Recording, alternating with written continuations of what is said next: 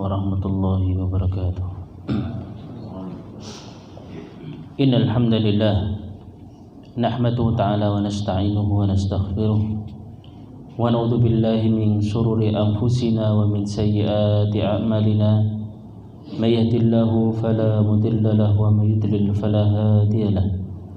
Asyhadu an la ilaha illallah wahdahu la syarika lahu wa asyhadu anna Muhammadan abduhu wa rasuluh. Yaqulullahu tabaraka wa ta'ala fi kitabihil karim, ya ayyuhalladzina amanu taqullaha haqqa tuqatih wa la tamutunna illa wa antum muslimun, amma ba'du. Kaum muslimin muslimat rahimakumullah, alhamdulillah kita senantiasa bersyukur dan memuji Allah Subhanahu wa taala atas segala kenikmatan yang Allah berikan kepada kita, sehingga pada malam hari ini Allah pertemukan kita kembali di tempat yang mulia dalam rangka untuk bersama-sama tafaqquh fiddin, bersama-sama belajar perkara ilmu agama ini. Semoga ini semua menjadi pemberat kebaikan pada yaumul qiyamah. Yang kedua, salat dan salam semoga senantiasa Allah curahkan kepada uswah kita Nabi Allah Muhammad sallallahu alaihi wasallam, serta kepada keluarganya, para sahabatnya, dan seluruh kaum muslimin yang senantiasa istiqomah mengikuti sunnah-sunnah beliau sampai tegaknya yaumul qiyamah. Tapi kita lanjutkan kajian kita dari syarah kitab Al-Kabair. Kita masuk bab yang baru, bab dzikru muwaddati a'da'illah, bab tentang penyebutan cinta terhadap musuh Allah Subhanahu wa ta'ala. Syaikhul Fauzan menjelaskan tentang bab ini. Hadzal bab muta'allaqun bi mas'alatil hubbi wal bughdi. Bab ini berkaitan dengan masalah cinta dan benci. Akan tapi ini hanya sekedar ziyadatu tawdih, penambahan penjelasan yang sebelumnya sudah dijelaskan tentang al-adawatu wal baghdha, tentang benci dan cinta diberikan kepada siapa. Kemudian di sini beliau menguatkan kembali tentang mawaddah, bagaimana hukum mencintai musuh-musuh Allah Subhanahu wa taala.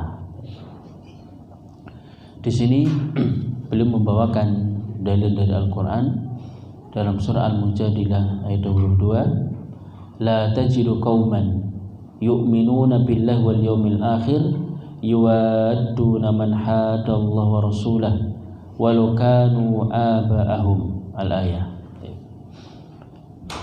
Allah Subhanahu wa taala mengatakan la tajidu, engkau tidak akan mendapatkan suatu kaum yang kaum ini beriman kepada Allah dan hari akhir, yuwadduna, mereka berkasih sayang dengan orang-orang yang memusuhi Allah dan Rasulnya, meskipun mereka adalah bapak-bapak mereka. Syaikhul Fauzan menjelaskan tentang ayat ini. Fafil ayah allati saqa al-musannif rahimahullah dalilun ala anna mahabbatal kufar tunafil iman. Dalam ayat ini yang dibawakan oleh Muhammad bin Abdul Wahhab, ini sebagai dalil bahwasanya mencintai orang-orang kafir itu akan menafikan keimanan seseorang, akan meniadakan keimanan seseorang.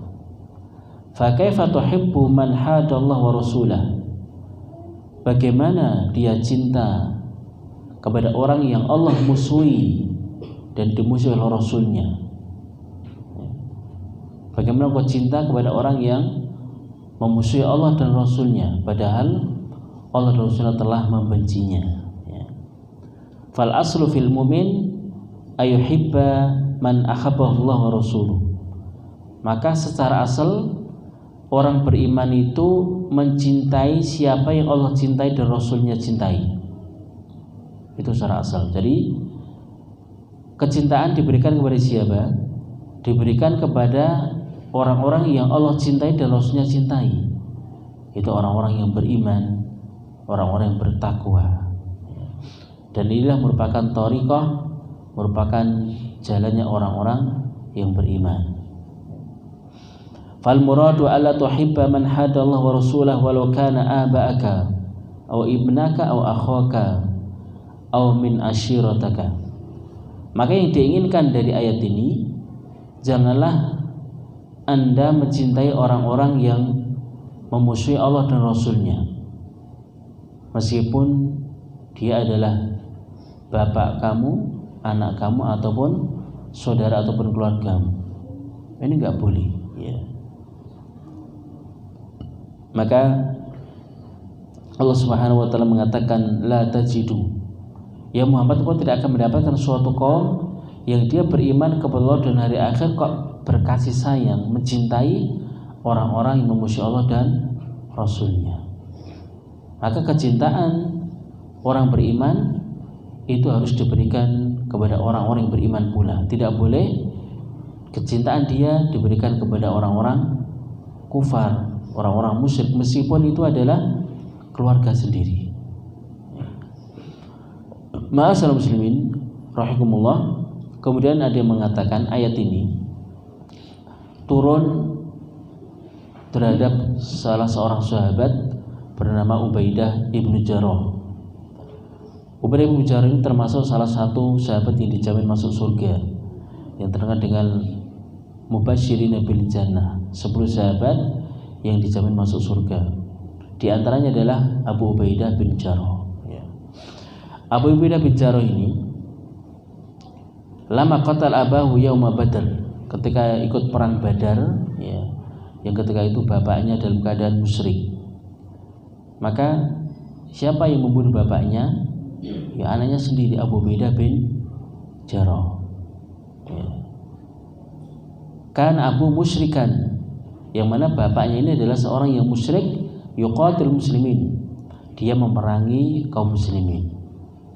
Faqatalu ibnuhu likufri, maka anaknya sendiri yang membunuh bapaknya karena dia seorang yang musyrik dan dia memerangi kaum muslimin. Ya. Sehingga ayat itu walau kanu aba'uhum, meskipun mereka adalah bapak-bapak mereka ataupun anak-anak mereka atau saudara mereka atau keluarga mereka. Pada intinya ayat ini menjelaskan kepada kita semua bahwasanya tidak boleh memberikan kecintaan kepada musuh-musuh Allah dan Rasulnya, meskipun itu adalah keluarga sendiri. Kemudian ayat yang lain dalam surah At-Taubah ayat 24, Allah berfirman, "Qul in kana aba'ukum wa abna'ukum wa ikhwanukum wa azwajukum wa ashiratukum wa amwalun iktaraftumuha wa tijaratun takhshawna kasadaha wa masakinu tardawnaha ahabba ilaikum minallahi wa rasulih wa jihadin fi sabilih fatarabbasu hatta ya'ti Allah bi amri wallahu la yahdil qaumal fasikin." Yang artinya, katakan ya Muhammad, jika bapak-bapak kalian, anak-anak kalian, saudara kalian, istri-istri kalian, keluarga kalian, harta yang kalian banggakan, perdagangan yang kalian khawatirkan kerugiannya, dan tempat tinggal yang kalian senangi, itu lebih kalian cintai daripada Allah dan Rasulnya, dan juga jihad di jalannya, fatarabbasu, maka tunggulah sampai Allah mendatangkan keputusannya. Dan Allah Subhanahu wa taala tidak memberikan hidayah kepada orang-orang yang fasik.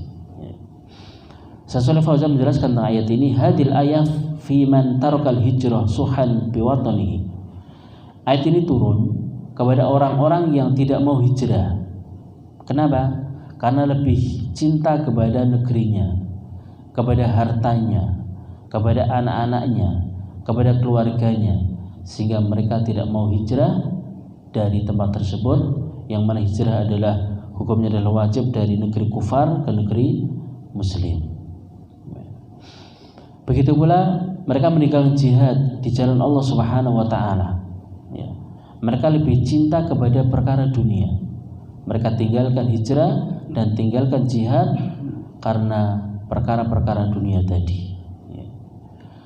Fahadha mimman athara mahabbatud dunya ala mahabbatillah.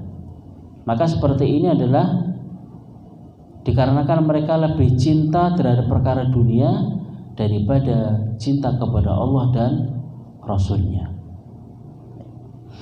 Falaysa hunaka ahadun la yuhibbu hadhil asya'a thamaniyah al-madhkurah fi hadhil ayah fal kullu yuhibbu mahabbatan thayyibah. Akan tetapi di sana tidak ada seorang pun ya, yang tidak mencintai akan perkara-perkara dunia. Karena cinta terhadap perkara dunia itu merupakan perkara yang istilahnya tabiat. Seorang cinta terhadap harta, cinta kepada keluarganya, kepada istrinya, anaknya, cinta terhadap perdagangan, cinta terhadap rumah dan yang lain.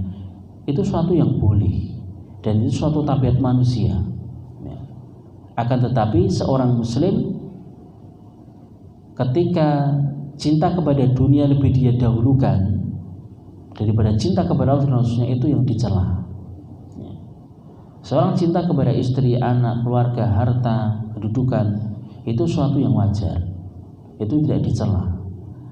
Manakala dicela ketika idza quddima mahabbatu ala mahabbati ma yuhibbullah wa rasuluh, ketika cinta kepada dunia lebih didahulukan daripada cinta kepada Allah, Rasulnya, dan jihad, begitu pula hijrah, maka cinta itu akan menjadi tercela. Oleh karena itu Allah Subhanahu wa taala mengatakan ketika seorang itu lebih cinta kepada perkara dunia tadi, kepada 8 perkara tadi, ya, kepada keluarga, anak, istri, kemudian harta, perdagangan, ya, maka Allah mengatakan fatarabbasu, maka tunggulah, ya, sampai Allah datangkan keputusannya. Ini ancaman dari Allah Subhanahu wa taala. Orang-orang yang lebih mendahulukan cintanya kepada perkara-perkara dunia, Allah akan berikan kepadanya mereka iqab, hukuman, musibah, bala. Ma'asyiral muslimin rahimakumullah. Maka ayat yang kedua ini menunjukkan bahwasanya kecintaan, mahabbah, maka yang pertama adalah harus diberikan kepada Allah dan Rasulnya, kepada perkara-perkara agama. Adapun setelahnya maka boleh cinta kepada anak dan istri, asalkan tidak mengalahkan cintanya kepada Allah dan Rasulnya. Kemudian ayat berikutnya atau dalil berikutnya dalam surah Hud ayat 113. Allah berfirman, wala tarkanu ilal ladzina dzalamu fatamassakumun nar. Maka janganlah kalian lebih condong, lebih cinta kepada orang-orang yang zalim, fatamassakumun nar, sehingga api neraka akan menyentuh kalian. Di sini Syaikh Fauzan menjelaskan tentang ayat ini, wala tarkanu, yang dimaksud tarkanu di sini adalah alla tamiru ilal kufar. Janganlah kalian lebih condong, lebih cinta kepada orang-orang kafir. Kecintaan atau kecondongan kepada orang-orang kafir meskipun sedikit, itu perkara yang dilarang oleh Allah Subhanahu wa taala. Ini termasuk mudahana. Jadi mudahana itu meninggalkan agama karena perkara dunia, maka hukumnya adalah haram, tidak boleh. Maka di sini beliau menjelaskan, fal aslu fil muslim ala yarkan ilal kufar bal yarkan ilal mu'minin.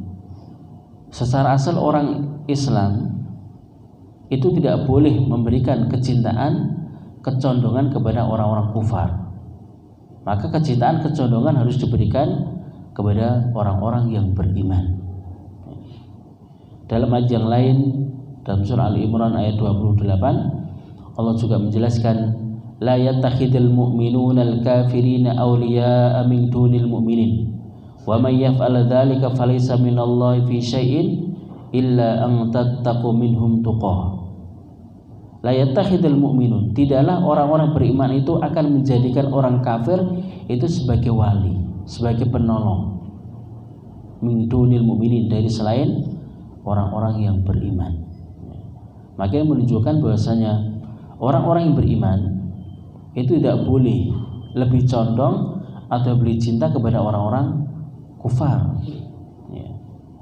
Wa fi hadza tabarrun minallahi ta'ala mimman yattakhidul kafirin awliya'a min dunil mu'minin. Maka dalam ayat ini Allah berlepas diri dari orang-orang yang menjadikan orang kafir itu sebagai wali, sebagai penolong, sebagai pemimpin. Allah berlepas diri. Ma'asyiral muslimin rahimakumullah. Maka ini secara asal bahwasanya kecintaan, mahabbah itu harus diberikan kepada orang-orang yang beriman, kepada orang-orang yang dicintai oleh Allah dan Rasul-Nya. Kemudian dalil dari hadis Nabi SAW di antaranya adalah yang diriwayatkan oleh Ibnu Abbas radhiyallahu anhuma, la tamilu ilaihim kullal mail fil mahabbah wal lainil kalam wal mawaddah. Janganlah kalian condong kepada mereka, itu kepada orang-orang kufar, dalam hal cinta, walinil kalam, dan berlemah lembut kepada mereka. Maka ini suatu yang tidak dibolehkan. Begitu pula Ibnu Mas'ud radhiyallahu anhu, bahwasanya Rasulullah SAW bersabda, al-mar'u ma'aman ahabba, seseorang itu bersama orang yang dia cintai. Syekh Fauzan menjelaskan tentang hadis ini. Walhasil la tamilu ilaihim bimadhikum wa thanaikum alaihim. Ringkasnya hadis ini menjelaskan janganlah kalian itu condong kepada mereka, kepada orang-orang kufar dengan memuji mereka, menyanjung mereka, mengagungkan mereka. Li'anna kullama yu'addi ila ta'dimil kufar fa minar rukuni ilaihim. Karena setiap yang mengantarkan kepada mengagungkan orang-orang kafir, maka ini termasuk perkara yang akan mengantarkan kepada perkara-perkara yang akan mengurangi keimanan seseorang, akan menafikan keimanan seseorang. Wa hadhil ibarat al-waridah anis sahabah dakhilatu fi manal ayah. Maka hadis ini sama dengan makna ayat yang sebelumnya dalam surah Hud ayat 113 tadi. Fala tarkanu ilal ladzina dzalamu fatamassakumun nar. Janganlah kalian condong memberikan kecintaan kepada orang-orang yang zalim. Siapa orang zalim? Di antaranya adalah orang kufar, di antaranya adalah orang musyrik. Mereka terus orang zalim karena mereka memberikan ibadah bukan kepada Allah Subhanahu wa ta'ala. Ketika kecondongan, kecintaan diberikan kepada orang kufar, orang musyrik, maka fatasakumun nar, api neraka akan menyentuh kalian. Ma'asyiral muslimin rahimakumullah. Maka yang namanya mudahana itu tidak boleh. Sebelum kita jelaskan, mudahana adalah mengorbankan agama demi mendapatkan dunia. Dia cinta kepada orang kafir untuk mendapatkan dunia, untuk mendapatkan kecintaan mereka. Maka Allah mengingatkan dalam surah Al-Qalam ayat 9, waddu law tudhinu fayudhinun. Allah mengatakan waddu, mereka menginginkan, yaitu orang-orang kafir itu, law tudhinu, seandainya kalian itu berlemah lembut, fayudhinun, mereka juga akan berlemah lembut. Maknanya ketika orang-orang muslim itu bersikap lemah lembut kepada orang kufar, cinta kepada mereka, bahkan mengorbankan agamanya, mereka juga akan bersikap lemah lembut. Maka yang mudahana itu tidak dibolehkan, mengorbankan agama demi mendapatkan dunia. Salah satu contoh, seorang rela untuk mencukur jenggotnya karena untuk mendapatkan pekerjaan. Padahal dia tahu hukum mencukur jenggot itu adalah hukumnya haram. Atau seorang itu tidak mau berhijab, dikarenakan untuk mendapatkan pekerjaan. Ini adalah sesuatu yang istilahnya mudahana, dan ini tidak boleh. Dia mengorbankan agama demi mendapatkan perkara-perkara dunia. Maka ini menunjukkan berarti dia lebih cinta kepada perkara dunia. Dan Allah mengancam ketika seorang itu lebih cinta kepada 8 perkara tadi, ya, entah keluarganya, istrinya, ataupun perdagangannya, ataupun yang lainnya, maka tunggulah, ya, akan keputusan Allah Subhanahu wa Ta'ala. Kemudian di sini beliau memberikan contoh di antara sikap mudahana, ya. Ketika orang-orang kufar mengatakan la tusolli, engkau enggak usah sholat, ya. Kemudian engkau taati karena demi mendapatkan pekerjaan ataupun yang lainnya, ya.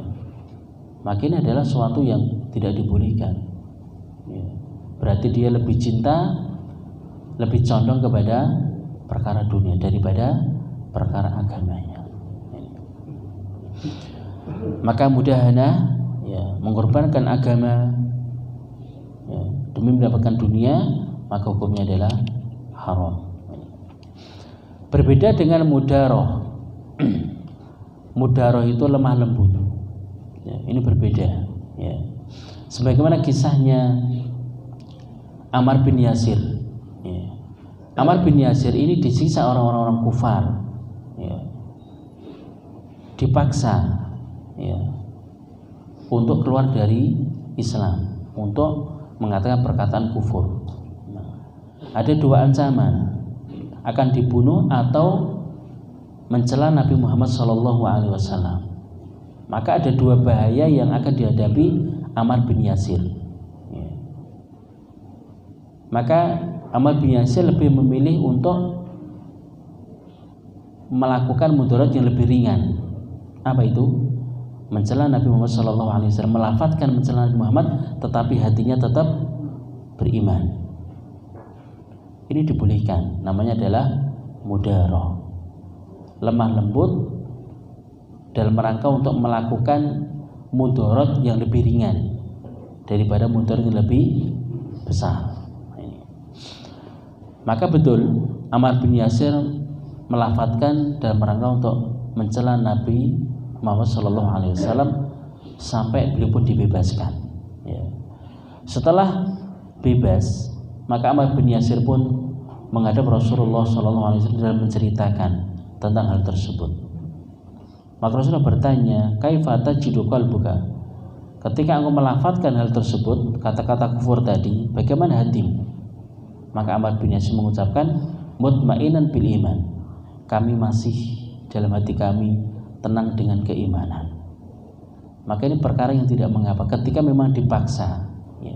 Sebagai dalam ayat dalam surah An-Nahl ayat 106, man kafara billah min ba'di imanihi illa man ukriha wa qalbuhu mutmainnun bil iman.